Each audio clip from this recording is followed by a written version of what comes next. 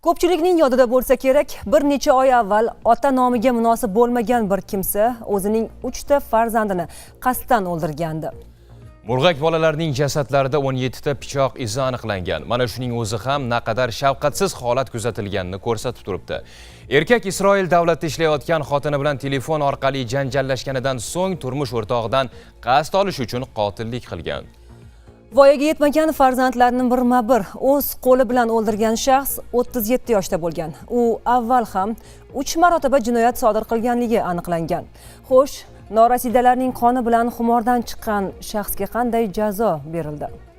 19-oktyabr soat 11:00 hozirgina Samarqand shahar jinoyat ishlari bo'yicha sudi binosida sarxush holda o'z farzandlarining qotiliga aylangan otaga sud hukmi o'qiladi. Sud tergov 3 bolani tuproqqa qo'ygan ayolning ko'rsatmasini o'qib berish bilan boshlandi. Sud jarayonida ayblanuvchi qora kursida birinchi marotaba o'tirmayotganligi ochiqlandi. Muqaddam 3 marta jinoyat qilgansiz. 3 marta sizga imkoniyat berilgan. Birinchisi Gurzon shotib talonchilik qilyapsiz. Amnistiya bo'lgansiz. Ikkinchisida avtoavariya qilyapsiz. Yarashuv bo'lyapti. Uchinchisida voyaga yetmagan qiz bilan jinsiy aloqa qilyapsiz. Qonuniy vakilning aytishicha, ota deyilishiga nomunosib bu kimsa farzandlarini qasddan o'ldirgan.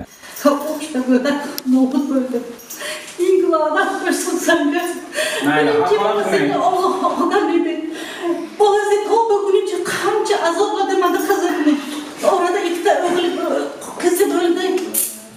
Sen o'g'il tug'maysan, onangga tortgansan, o'g'il tug'maysan deb qancha qizimni azob berdi. O'g'lim berdi Alloh. Nima qilding sen? O'shalarni asrab ololmading. Lekin meni qizim sen yo'q bo'lgan paytingga asragan edi. Shuncha o'zi bilan birga shu navoiyxonaning ishlarini yurgizgan edi. Oborib, olib kelib ro'zg'orini ham qildi. Jamladi ham, hamma ishni o'zi qildi. Mayli, Alloh jazosini bersin buni. Boshqa hech narsa demayman. Prokuror suddan qotillikka qo'l urgan shaxsga umrbod qamoq jazosi tayinlanishini so'radi. Sudlanuvchining ijtimoiy xavfli qilmish sodir etganlikdagi aybi to'liq o'z tasdig'ini, isbotini topgan deb hisoblayman. Aybdor deb topib, unga umrbod ozodlikdan mahrum etish tariqasidagi jazo tayinlashni, jazoni maxsus tartibli koloniyalarda o'tattirish haqida hukm chiqarishingizni so'raman. Burun tabiiy teshiklari atrofi qizil rangli, to'q qizil rangli. Burun tabiiy teshiklari atrofi. Ayrimga ko'ra chaymonman. Bag'aniyatim yo'q edi, farzandlarimni o'ldirish. Qanday baxtli yashab yurgan farzandlarimni.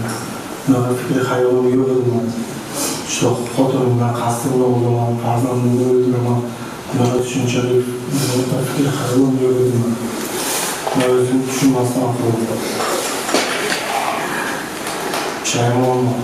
3 norasida farzandning joniga qasd qilgan bu insonga agar uni shunday atash mumkin bo'lsa, quyoshli kunlar qora tun bo'lishi kerak. Jinoyat kodeksi 97-moddasi 2-qismi A va J bandlari bilan umrbod ozodlikdan mahrum qilish jazosi tayinlansin.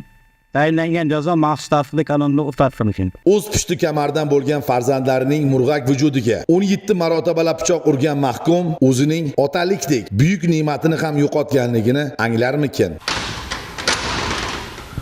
Inson borki, insonlarning naqshidir. Inson borki, hayvon undan yaxshidir. Men bu holatda nimadir deyishga ojizman. Xulosa o'zingizdan. Bu kun Chingiz Norqulov Mash'ab ulashib Samarqand.